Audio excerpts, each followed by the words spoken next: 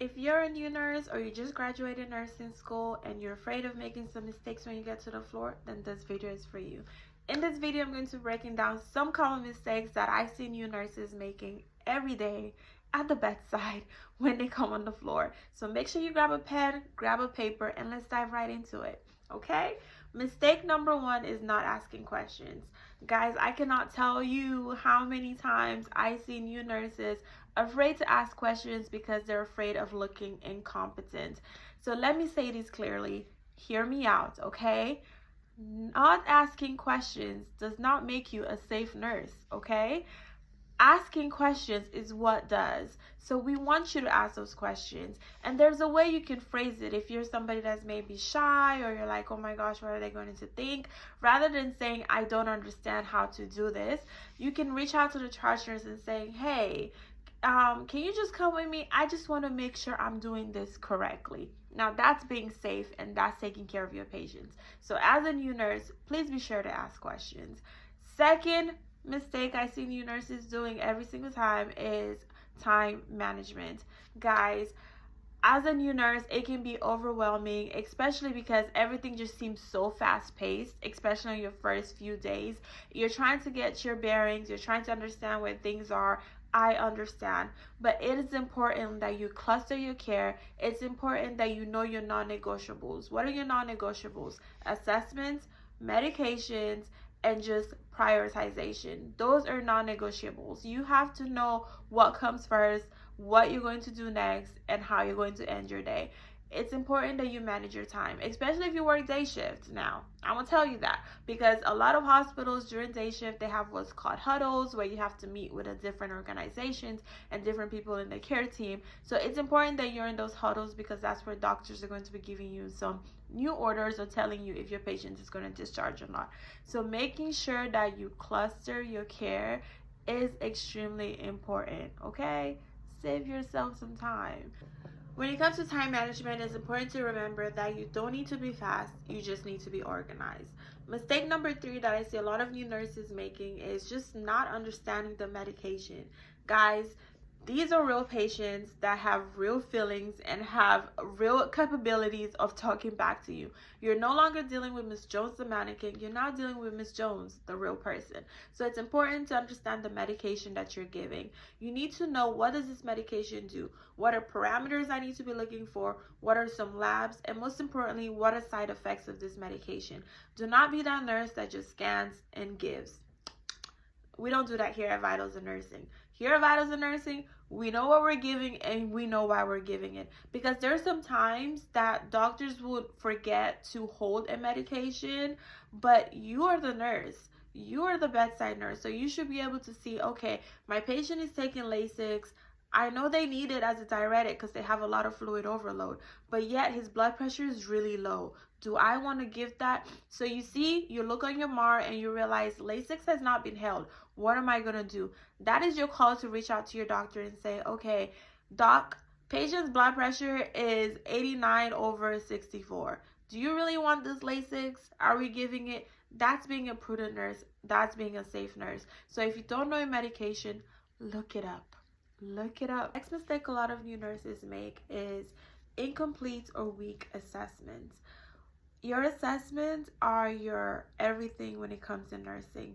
Like I said, you are the eyes of the doctors, okay? So assessments would catch if anything is wrong with the patient before labs ever do.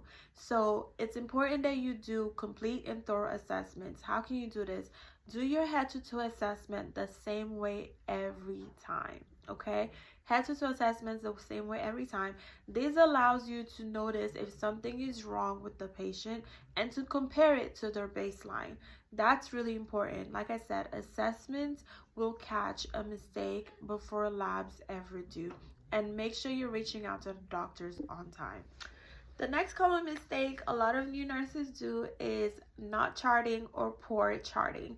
What did we learn in nursing school? If it's not charted, it never happened. And that is true in real life as well. Making sure that you chart as close to real time is really important. And this goes back to the previous tip about poor time management. Using a brain sheet every shift is really, really important because this will also help with your charting. Document things as it happens and make sure you try your best to chart in real time. Charting is what's going to protect your license, and you need this license because you worked hard for it, okay?